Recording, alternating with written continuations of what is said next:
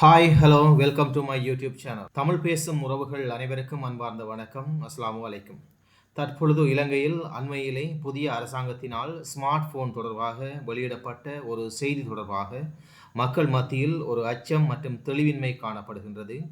இம்மாதம் ஜனவரி 28ஆம் தேதிக்கு பின்னர் ஸ்மார்ட் போன் பாவனை தொடர்பாக ஒரு தகவலை வெளியிட்டிருந்தது. அதனை தெளிவுபடுத்தவே இந்த வீடியோவினை பதிவிடுகின்றேன். முதலிலே இந்த வீடியோவிலே நான் கூறவிருக்கின்ற விடயத்தை உங்களுக்கு தெளிவுபடுத்த இருக்கின்றேன். அரசினால் சொல்லப்பட்ட விடயம் என்ன? டிஆர்சிஎஸ்எல் என்றால் என்ன? அதன் நோக்கம் என்ன? நோக்கத்துக்காக இந்த அறிவித்தலை அரசாங்கம் வெளியிட்டது? எவ்வாறு ஒரு ஃபோனிலே இமி நம்பரை தெரிந்து கொள்வது? தற்பொழுது பாவனையில் உள்ள தொலைபேசியை டிஆர்சிஎஸ்எல்லில் எவ்வாறு பதிவு செய்து கொள்வது?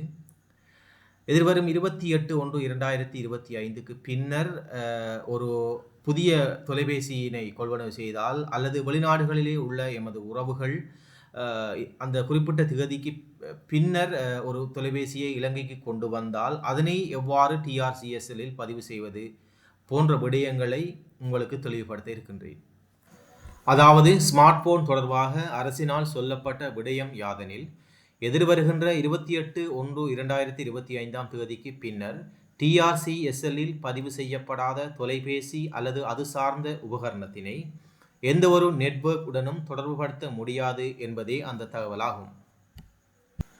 இதன் நோக்கம், அதாவது இந்த அரசு இந்த தகவலை வெளியிட்டதன் நோக்கம் யாதெனில், உரிய தரவின்றி சட்டவிரோதமாக இறக்குமதி செய்யப்படுகின்ற தொலைபேசிகள் மக்களுக்கு விற்பனை செய்வதனை தடுக்கும் நோக்குடனும், நாட்டுக்குள் சட்டவிரோதமான முறையிலே கையடக்க தொலைபேசிகள் கொண்டு வரப்படுவதனை தடுக்கும் முகமாகவும், மற்றும் தொலைந்த அல்லது திருடப்பட்ட தொலைபேசிகளை இலகுவாக கண்டுபிடிப்பதற்காகவும், தொலைபேசிகளை பயன்படுத்தி நாட்டிலே நடைபெறுகின்ற சட்டவிரோத செயல்களை தடுக்கும் முகமாகவும் இந்த நடைமுறையானது அமுல்படுத்தப்பட இருக்கின்றது.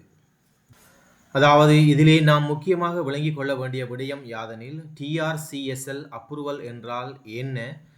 டிஆர்சிஎஸ்எல் என்பது Telecommunication Regulatory Commission of Sri Lanka, தொலைத்தொடர்புகள் ஒழுங்குபடுத்தல் ஆணைக்குழு. இலங்கையிலே இயங்குகின்ற அனைத்து வலையமைப்புகளும் இந்த தொலைத்தொடர்புகள் ஒழுங்குபடுத்தல் ஆணைக்குழுவின் கீழ் பதிவு செய்யப்பட்டு இயங்கி வருகின்றது.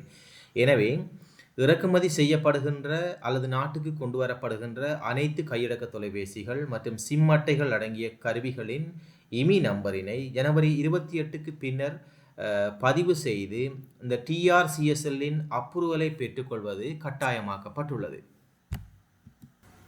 அடுத்ததாக, உங்களுடைய ஸ்மார்ட் போனினுடைய இமி நம்பரினை அறிந்து கொள்வது எவ்வாறு என்பது தொடர்பாக உங்களுடைய ஸ்மார்ட் போனிலே *#06# என்ற நம்பரை அழுத்துவதனூடாக உங்களுக்கு இலகுவாக அந்த இமி நம்பரை நீங்கள் பெற்றுக்கொள்ளக்கூடியதாக இருக்கும். தற்பொழுது அநேகமாக மக்கள் மத்தியிலே இருக்கின்ற சந்தேகம், தாங்கள் தற்பொழுது பாவித்து கொண்டிருக்கின்ற ஸ்மார்ட் போன் எதிர்வருகின்ற 28ஆம் தேதிக்கு பின்னர் வேலை செய்யுமா இல்லையா என்பதுதான். அதனை அறிந்து கொள்வதற்கு நீங்கள் கண்டுபிடித்த இமி நம்பரை 1909 என்ற இலக்கத்துக்கு SMS செய்வதனூடாக IMEI என்று டைப் செய்து ஒரு ஸ்பேஸ் விட்டு அந்த 15 இலக்கங்கள் கொண்ட இமி இலக்கத்தை தொடர்ச்சியாக பதிவிட்டு அதனை 1909 என்ற இலக்கத்திற்கு அனுப்புவதனூடாக நீங்கள் அதனை பெற்றுக்கொள்ள முடியும். அதனை கண்டுபிடிக்க முடியும் உங்களுடைய தொலைபேசியானது டிஆர்சிஎஸ்எல்லில் பதிவு செய்யப்பட்டுள்ளதா இல்லையா என்பதை நீங்கள் அறிந்து கொள்ளக்கூடியதாக இருக்கும் SMS ஊடாக. ஒருவேளை இலங்கையிலே நீங்கள் டிஆர்சிஎஸ்எல் அப்ரூவல் பெறப்பட்ட தொலைபேசியினை பாவித்து கொண்டிருந்தால் ரெஜிஸ்டர்ட் இமி என்ற மெசேஜ் உங்களுக்கு வரலாம்.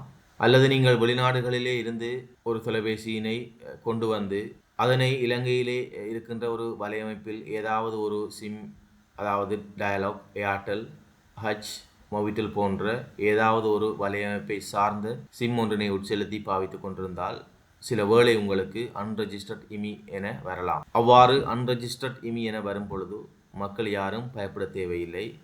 காரணம், இலங்கையிலே தற்பொழுது பாவனையில் இருக்கின்ற வலையமைப்புகள் டயலாக், ஏர்டெல், மொபிட்டல், ஹச் போன்ற ஏதாவது ஒன்றை உங்களுடைய ஸ்மார்ட் போனிலே நீங்கள் உட்செலுத்தி பாவித்து கொண்டிருந்தால் அது ஏற்கனவே இலங்கை தொலைத்தொடர்பு ஒழுங்குபடுத்தல் ஆணைக்குழுவிலே பதிவு செய்யப்பட்டுள்ளது.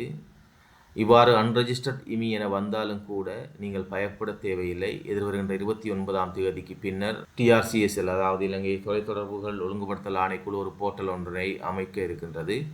அந்த போர்ட்டலிலே நீங்கள் உங்களுடைய இமி நம்பரை கொடுத்து ரெஜிஸ்டர் பண்ணிக்கொள்ள முடியும். எனவே யாரும் பயப்பட தேவையில்லை. நீங்கள் வழமையாக உங்களுடைய ஸ்மார்ட் போன்களை பாவிப்பது போன்று பாவித்துக் கொண்டிருங்கள். 29ஆம் தேதிக்கு பின்னர் அதனை பதிவு செய்து கொள்ள முடியும். இதிலே முக்கியமான ஒரு விடயம், 29/1/2025க்கு பின்னர் நீங்கள் எவ்வாறு பதிவு செய்து கொள்வது. அதாவது குறிப்பிட்ட அந்த தேதிக்கு பின்னர் நீங்கள் இலங்கையிலே ஒரு தொலைபேசி வாங்குவதாக இருந்தால் கண்டிப்பாக அது TRCSL அப்ரூவல் பெறப்பட்டுள்ளதா என்பதை பார்த்து வாங்கிக் கொள்ளுங்கள். அல்லது நீங்கள் 29ஆம் தேதிக்கு பின்னர் வெளிநாடுகளிலே இருந்து ஒரு தொலைபேசியினை கொண்டு வந்து, அல்லது உங்களுடைய உறவுகள் ஒரு தொலைபேசியினை உங்களுக்கு அனுப்பி அதனை நீங்கள் இலங்கையிலே பாவிப்பதாக இருந்தால் அதனை நீங்கள் முறையாக பதிவு செய்து கொண்டு பாவிக்க முடியும். ஒருவர் வெளிநாடுகளிலிருந்து கூடியது 5 தொலைபேசிகளை இலங்கைக்குள் கொண்டு வர முடியும். அவ்வாறு கொண்டு வருகின்ற தொலைபேசிகள் ஒவ்வொன்றும் நிச்சயமாக பதிவு செய்யப்பட வேண்டும்.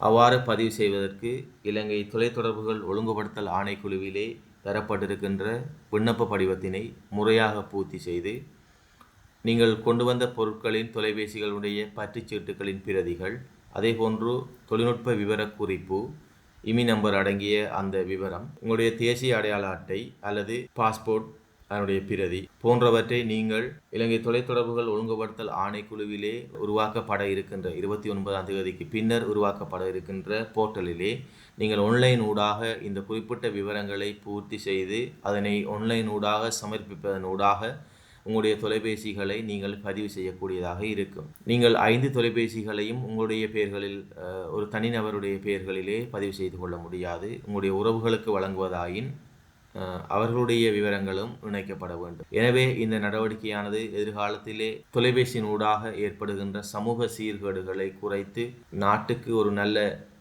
வெளிச்சத்தினை ஏற்படுத்தும் என்பதில் எந்த விதமான ஐயமும் இல்லை. மக்கள் நீங்கள் தற்பொழுது பாவித்து கொண்டிருக்கின்ற தொலைபேசிகளுக்கு எந்த விதமான பிரச்சனையும் இல்லை. இலங்கையிலே பதிவு செய்யப்பட்ட ஒரு சிம் ஒன்றினை நீங்கள் அந்த தொலைபேசியிலே உட்செலுத்தி பாவித்து கொண்டிருந்தால் நீங்கள் பயப்பட தேவையில்லை. நீங்கள் தொடர்ச்சியாக பாவித்து கொள்ளலாம். 29ஆம் தேதிக்கு பின்னர் அதனை பதிவு செய்து கொள்வது கட்டாயமாகும். அது எவ்வாறு பதிவு செய்ய வேண்டும் என்பதை நான் உங்களுக்கு இயலவே கூறியிருக்கின்றேன். எனவே மக்கள் இதற்கு ஒத்துழைப்பு வழங்கி நன்மை அடைய வேண்டும் என்று கேட்டு இந்த வீடியோவை நிறைவு செய்கின்றேன். நன்றி, வணக்கம். தேங்க்யூ ஃபார் வாட்சிங். இவ்வாறு புதிய தகவல்கள் மற்றும் ஆங்கிலம் தொடர்பான தகவல்களை பெறுவதற்கு என்னுடைய சேனலை சப்ஸ்கிரைப் செய்து கொள்ளுமாறு உங்களை அன்பாக கேட்டுக்கொள்கின்றேன். நன்றி.